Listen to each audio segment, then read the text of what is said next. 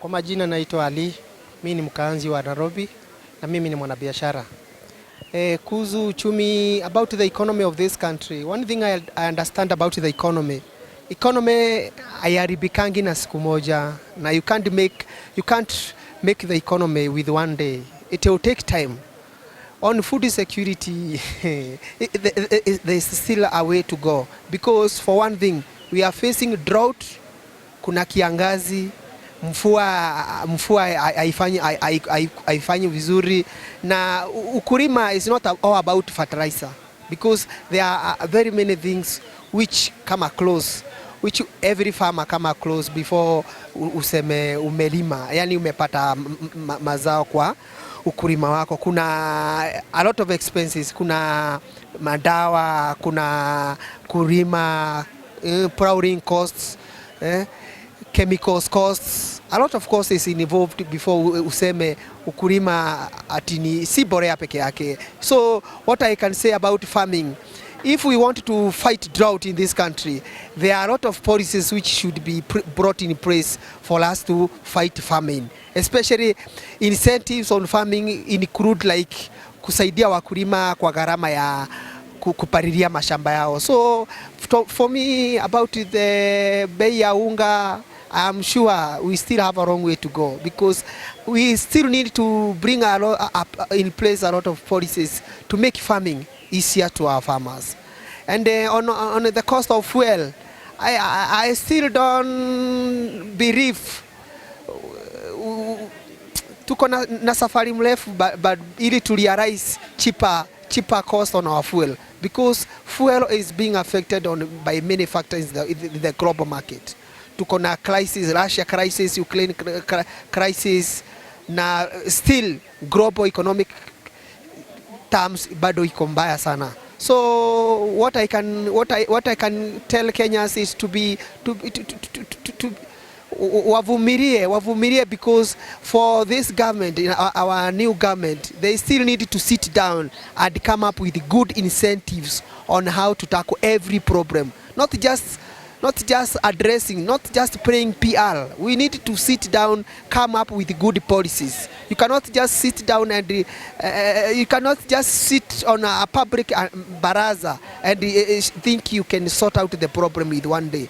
When it comes to cartel, poor economic performance by our country is being brought up by very many issues. One, corruption, cartel, poor management. Unless we Kenyans, first of all, we become patriotic to our country, we still have a long way to go.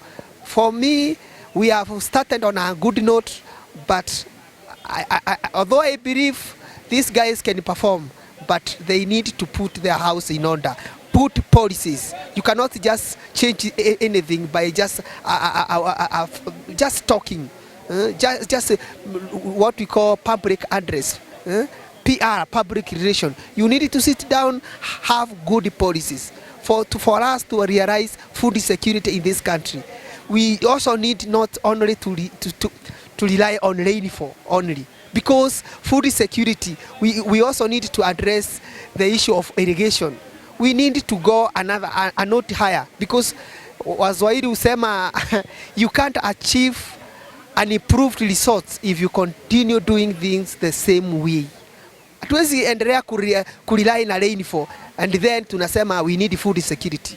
The way the former government has realized a mega project like SGR, I'm sure if the government can dedicate itself to improve and realize food security in this country, I'm sure they can realize it. But for your information, the government must inject a lot of money, and they must create a good policy on farming in this country. Not just realizing, not just fertilizer. Farming is not only fertilizer. In fact, myself, I'm a farmer. I don't use artificial fertilizer. I rely on organic fertilizer. So we need to come up with good policies and take the matter seriously, not just a mere talk and politicking everything. We now need to put politics aside for us to start moving forward. Yeah, thank you. On you being a farmer, yeah, what's your take on shamba system? Oh. My take on shamba system. When I heard our deputy president mention something about shamba system, I think that's a big joke. Do you know why? Because we have a lot of idle lands which can be converted to commercial farming and put under irrigation, not to interfere with our ecosystem.